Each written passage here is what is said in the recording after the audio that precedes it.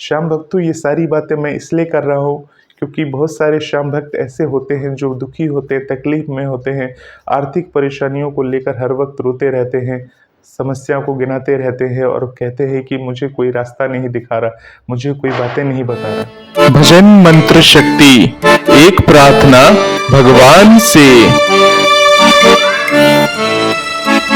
श्याम भक्तों को जय श्री श्याम।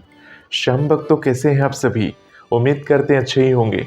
श्याम भक्तों, बाबा श्याम हमारी परीक्षा लेते हैं और इस परीक्षा में अगर हम असफल हो जाते हैं तो ना हम घर के रहते ना घाट के रहते हैं, क्योंकि ईश्वर के ऊपर तो कुछ है ही नहीं इस दुनिया में।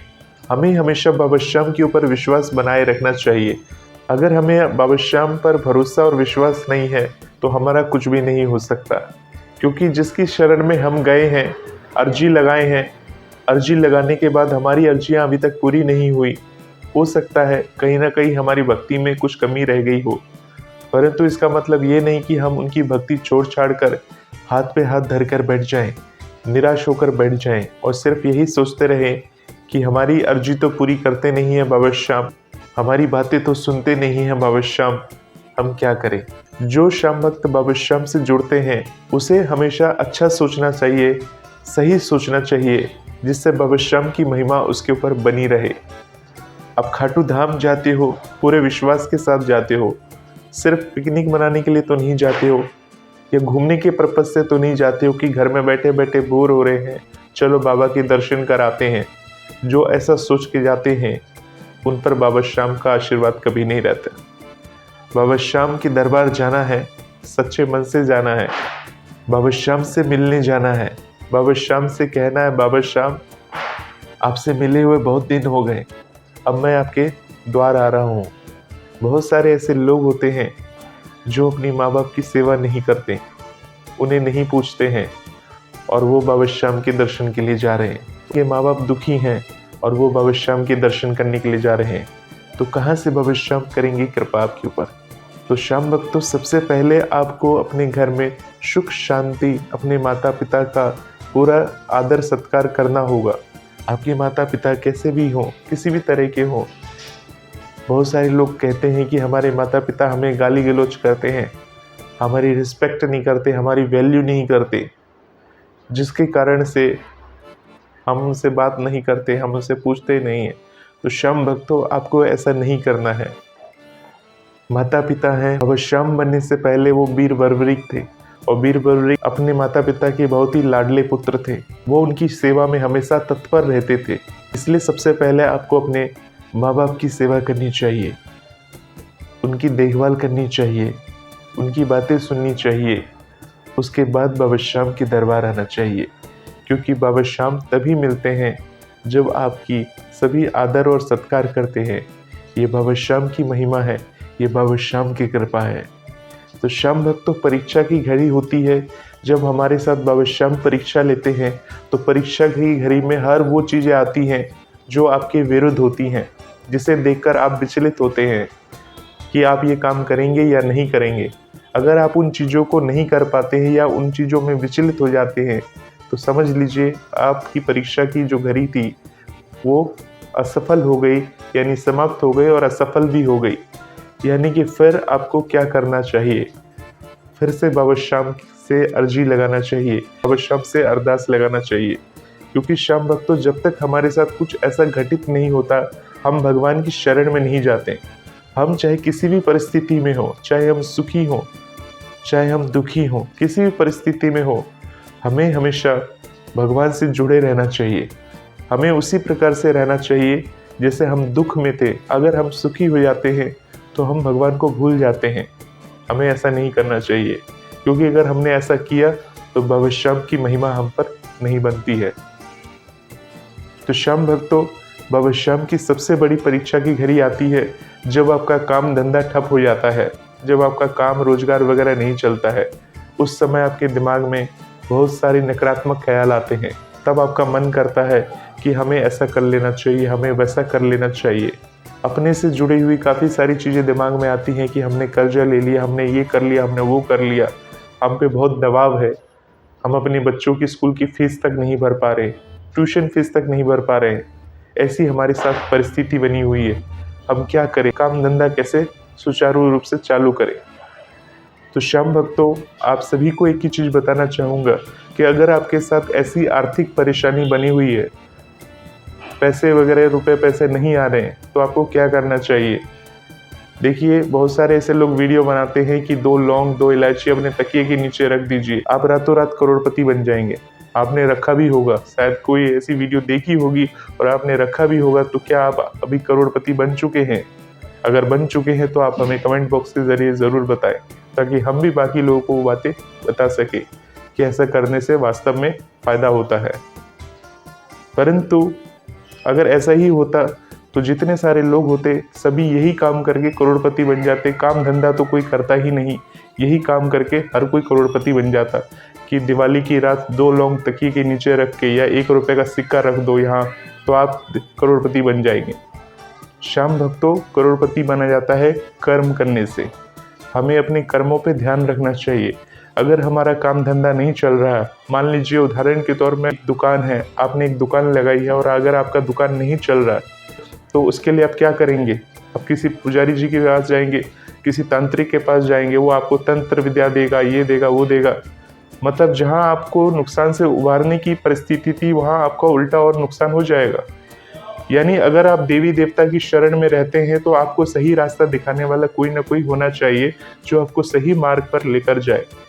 तो श्याम भक्तों, आपको उस परिस्थिति में अगर आपका दुकान या काम धंधा नहीं चल रहा है तो अपने मन को ठंडे दिमाग से शांत करके ये सोचना चाहिए कि आपको आपकी गलती कहाँ पर हो रही है। क्या आप ऐसा गलत कर रहे हैं जिसके कारण से आपका काम धंधा ठप पड़ा हुआ है। क्योंकि जीवन आपका है, आपके साथ बहुत सारे लोग जुड़े हुए हैं। अगर आप ही नकारात्मक सोचेंगे तो बाकी लोग क्या सोचेंगे। तो आपको हमेशा खुश रहना है। बार बार मैं हर वीडियो में ये बात बताता हूँ, जो बाबा श्याम से जुड़े हैं उसे हर परिस्थिति में खुश रहना है। सुदामा कैसी भी परिस्थिति होते थे, वो सिर्फ भगवान का नाम लेते रहते थे, श्री कृष्ण करते रहते थे वो हर बार। परंतु क्या वो दुखी हो जाते थे? अगर वो दुखी हो जाते, अगर ये सोचते कि मैं अपने बच्चों का पालन पोषण नहीं कर पा रहा हूँ, भरण पोषण नहीं कर पा रहा हूँ, या कोई गलत कदम उठाने की सोच लेते, तो क्या आज वो कृष्ण भगवान से मिल पाते? तो क्या कृष्ण भगवान उन्हें रंग से राजा बना सकते? आपने जो भी दुकान खोली है उसके बारे में सोचना है कि उसमें गलती कहाँ हो रही है, काम धंधा क्यों नहीं चल रहा, उसके पीछे विशेष कारण। जो जगह आपने दुकान खोली है, हो सकता है वहाँ पर जो चीज़ की दुकान आपने खोली होगी उस चीज़ की डिमांड ना हो, या अगर डिमांड हो तो वहाँ पे कस्टमर या ग्राहक वहाँ पर नहीं आते हो, इस कारण से आपकी दुकान नहीं चल पा रही। तो आपको इसके लिए कोई विशेष तरीका अपनाना चाहिए, विशेष काम करना चाहिए। यानी आपको ये देखना चाहिए कि वहाँ पर किस चीज़ की दुकान ज़्यादा अच्छे से चल रही है, तो उस हिसाब से आपको कदम उठाना चाहिए आगे के लिए। मतलब हम अपने दिमाग को अगर ठंडा करके सोचेंगे नहीं, एनालिसिस नहीं करेंगे। बिजनेस, अगर आप बिजनेस कर रहे हैं तो बिजनेस में हमेशा ग्रोथ करने के लिए आपको उसके बारे में सोचना है, उसमें डीपली जाना है, उसके बारे में देखना, एनालिसिस करना, उसके कहाँ से कौन सी दिक्कत आ रही है। और ये तभी हो सकता है जब कोई आपको सही रास्ता दिखाने वाला हो। अगर कोई सही रास्ता दिखाने वाला नहीं हो तो खुद के दिमाग का इस्तेमाल करके सोचिए कि गलती कहाँ हो रही है और उस गलती को सुधारिए। अगर आपने उस गलती को सुधार लिया तो आपकी आर्थिक परिस्थिति भी सुधर जाएगी।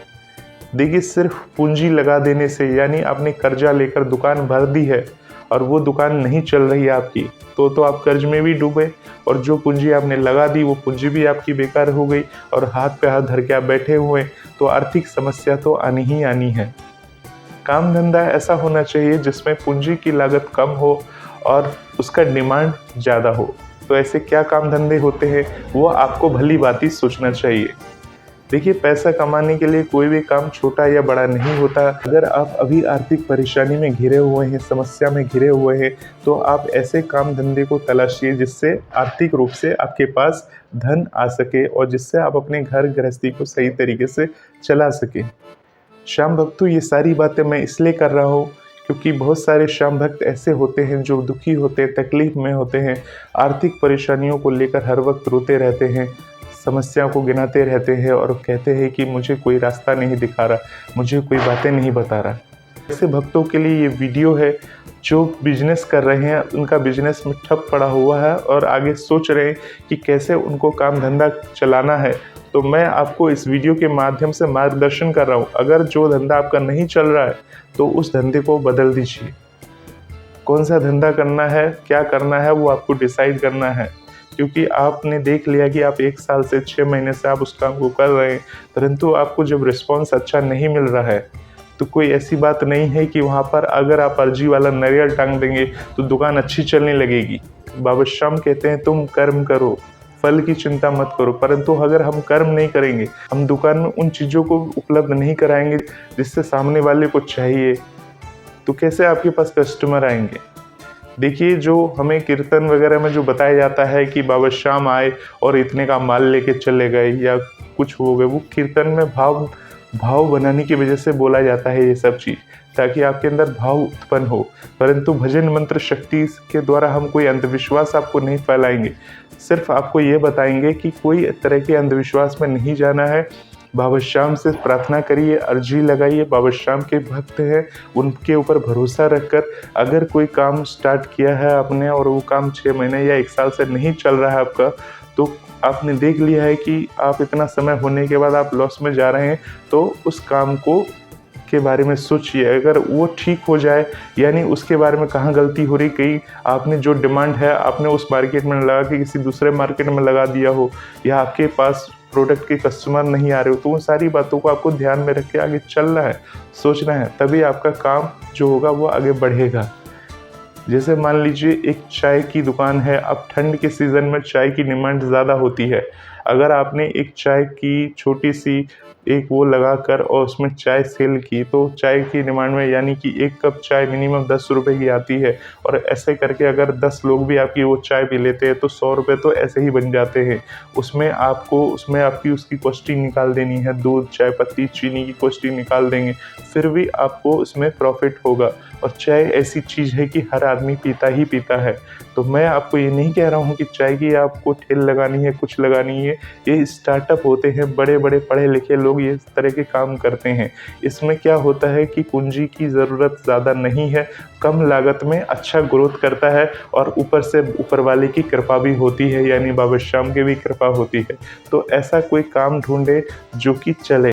ठंड के मौसम में अगर कोई चाय का बिजनेस करता है तो वो काफ़ी प्रॉफिट में रहता है, क्योंकि ठंड के समय में चाय की डिमांड ज़्यादा होती है। अभी वही चीज़ अगर आप गर्मी के समय में चाय की अगर बिजनेस करते हैं तो गर्मी में भी लोग चाय पीते हैं, परंतु डिमांड उतनी ज़्यादा नहीं रहेगी, परंतु हमें प्रॉफिट उतना नहीं कमा पाएंगे जितना कि हम ठंड में कमा पाएंगे। अब गर्मी के समय में क्या है कि मान लीजिए कोल्ड ड्रिंक है, जूस है, यानी कि मान लीजिए नींबू का रस है, नींबू की शिकंजी वगैरह होती है, गर्मी के समय में उसकी ज़्यादा डिमांड होती है, तो वो भी मिनिमम 10-15 रुपए की गिलास तो आती ही आती है। अगर मान लीजिए उसका काम उस समय डालें तो उस समय अधिक हम प्रॉफिट कमा सकते हैं। तो जिस तरह से इन छोटे छोटे कामों को लेकर अधिक धन उपार्जन कर सकते हैं, अधिक पैसा कमा सकते हैं, उसी तरह से जो चीज़ का आपने दुकान डाला है कर्जा लेकर, अधिक पूंजी लगाकर, परंतु वो ना चले तो निराशा होना ज़रूरी है। निराशा तो आएगी क्योंकि आपका पूंजी फंसा हुआ है अब उसमें। परंतु जब आपने इतना पूंजी फंसा दी है तो मैं आपको ये नहीं कह रहा हूँ कि उस दुकान को बंद कर दीजिए, उस दुकान को चलाने का तरीका ढूंढिए। अगर आपका वो माल नहीं बिक रहा है तो ऑनलाइन के माध्यम से आप उसको अपने सामान वगैरह को बेच सकते हैं। ऑनलाइन में बहुत सारे ऐसे साइट्स हैं जहां पर जाकर आप अपने आप को रजिस्टर कर सकते हैं, उसके द्वारा उस सामान की कीमत को आप वहां पर निर्धारण करके इस तरह से आप कर सकते हैं। देखिए, हम सिर्फ मार्गदर्शन करना है, आपको क्या करना है क्या नहीं करना वो आपकी मर्जी है। हम सिर्फ एक रास्ता बता रहे हैं, ऐसा नहीं है कि मैंने ये बोल दिया तो आपको यही काम करना है। आपको अच्छी तरह से सोच विचार लेना है कि आपको इस काम को आगे सही से चलाना है या नहीं चलाना है। जैसे बाबा श्याम की प्रेरणा मिली थी उस हिसाब से मैंने आपको रास्ता बताया है।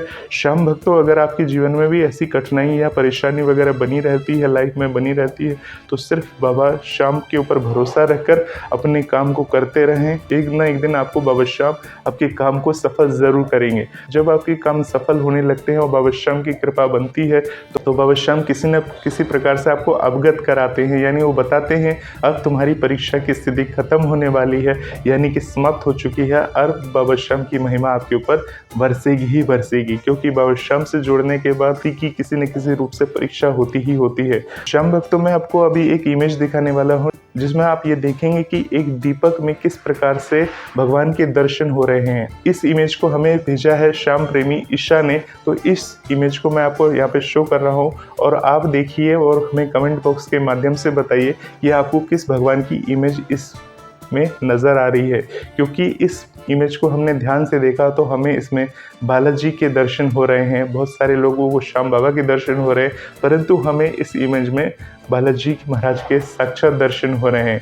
तो इसी प्रकार से भगवान दर्शन देते हैं दीपक में फूल बन के बाती में। बहुत सारे लोग बोलते हैं दीपक में फूल बनना अपशगुन होता है, ऐसी कुछ नहीं है। दीपक में फूल बनना शुभता का प्रतीक है। भगवान आपसे प्रसन्न है, आपसे खुश है, इसलिए आपके दीपक में फूल बाती बन रही है। और उस समय में आपको भगवान का ध्यान रखना चाहिए, भगवान के प्रति विश्वास और समर्पण रखना चाहिए। आप देखिएगा आपके काम धंधे सब में तरक्की होगी। तो श्याम भक्तों, होपफुली आपको पूरी बात समझ में आई होगी। बाबा श्याम पर भरोसा रखिए और काम धंधा को लेकर चिंता ना करें। अगर आपका काम धंधा नहीं चल रहा है तो वो हो सकता है हमारी खुद की गलती हो, जिसके कारण से हमने वो काम डाला था वो सही से वो काम नहीं चल पाया। तो सही से भरोसा रखकर बाबा श्याम का ध्यान करिए और अपने काम धंधे को सुचारू रूप से चलाइए विश्वास के साथ। आत्मविश्वास कभी भी डगमगाने मत दीजिए। अगर आत्मविश्वास आपका डगमगा गया तो मान लीजिए सब कुछ खत्म हो गया, यानी बाबा श्याम से भरोसा भी टूट गया और आपके जीवन में फिर कुछ रह ही नहीं जाता। इसलिए हमेशा आत्मविश्वास बनाकर माता पिता की सेवा करते हुए अपने काम धंधे को सही रूप से चलाइए और अपने बाल बच्चों को यानी परिवार में सभी सदस्यों को हमेशा खुश रखिए। दुखी मत रहिए। दुखी आप रहेंगे तो वो लोग भी हमेशा दुखी रहेंगे और आपके काम धंधे पर असर होगा, आपकी जीवन शैली पर असर होगा, आपके शरीर पर असर होगा। इन चीज़ों से आपको बच के रहना चाहिए, क्योंकि अगर आप बीमार हो गए तो आप काम धंधा कैसे करेंगे, आप कैसे बाबा श्याम की भक्ति करेंगे। तो इन विशेष बातों को आपको ध्यान में रखकर भगवान की विशेष भक्ति करते रहना चाहिए। होपफुली आपको इस वीडियो के द्वारा काफ़ी कुछ जानकारी मिली होगी। आप सभी श्याम भक्तों को इस वीडियो के साथ जुड़े रहने के लिए जय श्री श्याम, जय श्री बालाजी। बोलिए हारे के सहारे की जय।